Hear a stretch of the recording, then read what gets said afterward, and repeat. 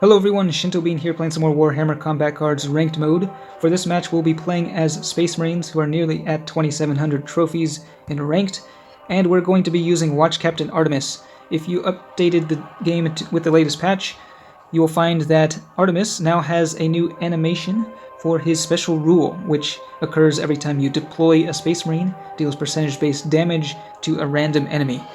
I'm not the biggest fan of Watch Captain Artemis. I don't really like the random nature of his special rule, but you can't deny that he can be very powerful, and he seems to be a pretty popular choice in the upper tiers of Ranked.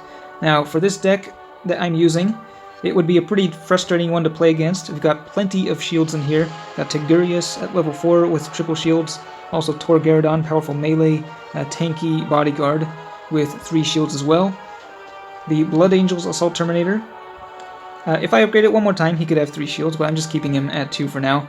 And then we've got the Deathwing Knight with Taunt.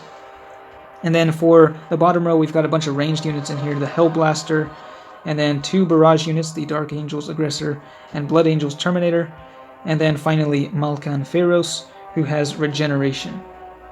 So let's go ahead and deploy, and we'll see what sort of opening hand we get. But keep an eye out for the new visual effect for the special rule. And it sounds like we are playing against Space Marines.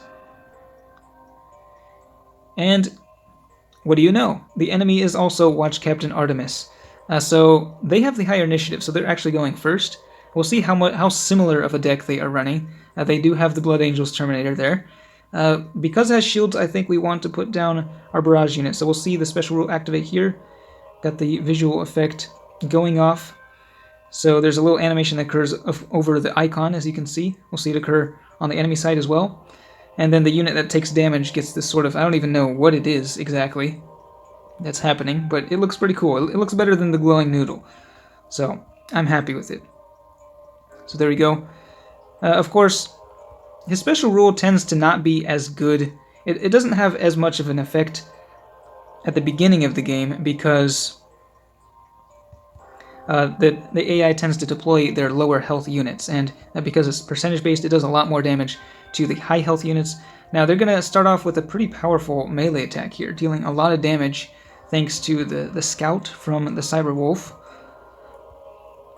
We're hitting back with just a little bit of damage, but we'll be able to knock out the remaining 2 shields with this combo of barrage attacks, dealing a lot of free damage with the ranged units.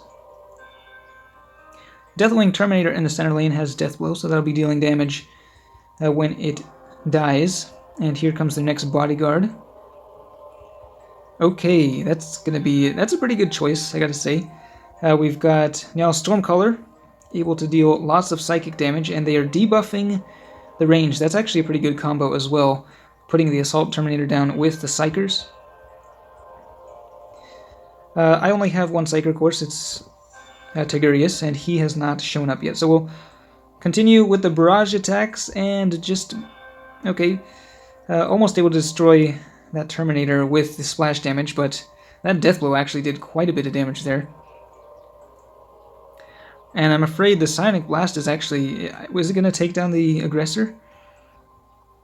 Ooh, that's pretty nasty. 31 damage, destroying Malkan Pharaohs. He did not have much health left. So, that's not going so great. Let's see, I think we're gonna go with... I really want to take down the Terminator there. I think we're just gonna go for it. Hopefully the Psionic Blast doesn't destroy the Aggressor. Only 11 damage from our special rule to the Scout. You can see it's much less effective against those low health units. Could have done a lot more damage if it targeted Stormcaller, but that was not the case. Alright, we're going to have to change things up here because I think we are kind of at a disadvantage here. They got another Scout boosting up their melee attack. They've got really big ranged and melee attack charged up at this point. Let's put down Tor Garadon. We have no boost. I'm not sure what has been going on here. But I think we're going to go... Yeah, we're just going to go with the melee attack.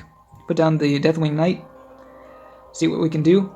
And I'm sure I'm making lots of mistakes here. You can probably let me know in the comments what I could have done better. Oftentimes I get kind of like tunnel vision when I'm playing, and I make the wrong move and only realize what I could have done better after the game is over and I'm rewatching the match.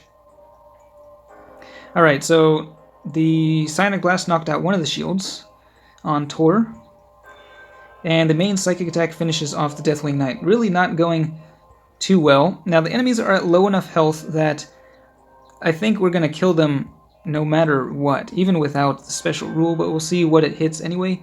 So 20 damage to the Biker. That's really not that great. We're dropping down Tigurius in the center lane. He has 3 shields, so all of our shielded units on the field now. And there it is. Do we have enough?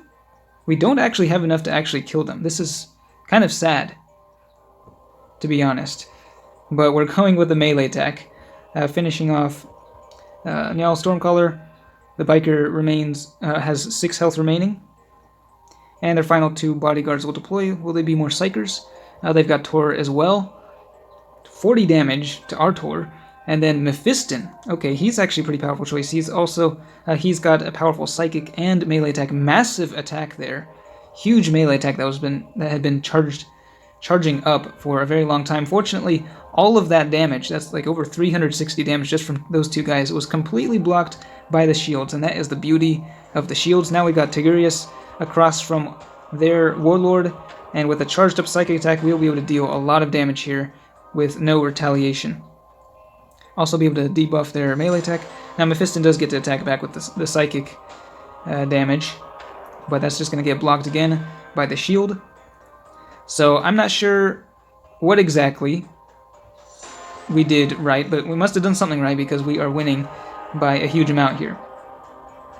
Tigurius is, I believe, is he 40 points now? He got his point cost increased relatively recently, so now he can be the target of Big Game Hunter, but again, those shields do protect him. Do a good job protecting him. And now, Watch Captain Artemis on our side is deploying. It's looking almost like a mirror match here. 35 damage right on the enemy Warlord. That worked out very nicely. Now we can finish him off with either a ranged or melee attack. Let's just go with the melee attack. Watch Captain Artemis killing himself. So I think the build that my opponent used was a pretty good one. Mephiston is probably not a card that many players have at a very high level. I myself, I think I only have him at level 2. So, but yeah, I think having a mix of different attack types definitely makes Watch Captain Artemis more effective against a wide variety of decks. And if you are able to, if you find yourself against an opponent who has some very high health bodyguards, it can be absolutely devastating. So let me know what you think of the old Watch Captain Artemis, if you enjoy playing as him, or if, like me, he spends most of the time sitting on the bench. But that's it for this one. Thanks for watching, and I will see you next time.